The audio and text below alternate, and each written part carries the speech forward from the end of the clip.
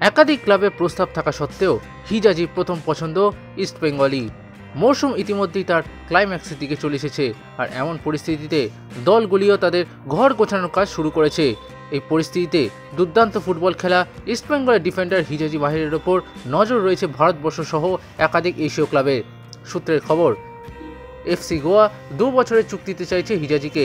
সেই মতো প্রস্তাব ইতিমধ্যেই পাঠানো হয়েছে জর্ডানের ডিফেন্ডারের এজেন্টকে। কোচ মারিয়ানো মার্কেস হিজাজির পারফরমেন্সে মুগ্ধ, আর এই পরিস্থিতিতে হিজাজিকে পেতে আগ্রহী গোয়া। অন্যদিকে শোনা যাচ্ছে মালয়েশিয়া সহ একাধিক দেশের ক্লাবের প্রস্তাব রয়েছে হিজাজি তার এজেন্টের কাছে। তবে জানা গিয়েছে হিজাজি প্রথম পছন্দ ইস্টবেঙ্গলই। লাল হলুদ কোচ কার্লোস কোয়াদ্রাদের অধীনেই খেলতে চান তিনি।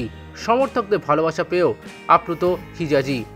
যদিও আগামী 31শে মে হিজাজির চুক্তি শেষ হচ্ছে, আর এখনও অবধি তার সাথে চুক্তিবৃদ্ধি করেনি ইস্টবেঙ্গল।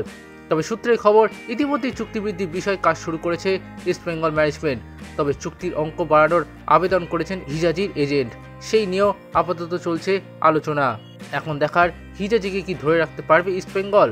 চলতি মরশুমে জর্ডান এলসের বদলি হিসেবে আসার পর থেকে লাল হলুদ রক্ষণে ভরসা জুগিয়েছেন হিজাজি। সদ্য কলিঙ্গ সুপার কাপ জয়ের অন্যতম বড় কাণ্ডারি তিনি। এবার সামনে এএফসি, সেখানে অবশ্যই হিজাজিকে চাইবেন কোচ কোয়াদ্রার সহ ইস্টবেঙ্গল সমর্থকরা।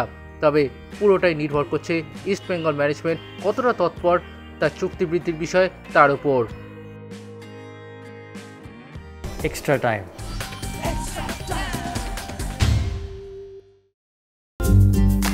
লেটেস্ট নিউজ আর এক্সক্লুসিভ ভিডিওর সঙ্গে আপডেট থাকতে এখনই সাবস্ক্রাইব করুন আমাদের ইউটিউব চ্যানেল। বেল আইকনে ক্লিক করতে ভুলবেন না যেন।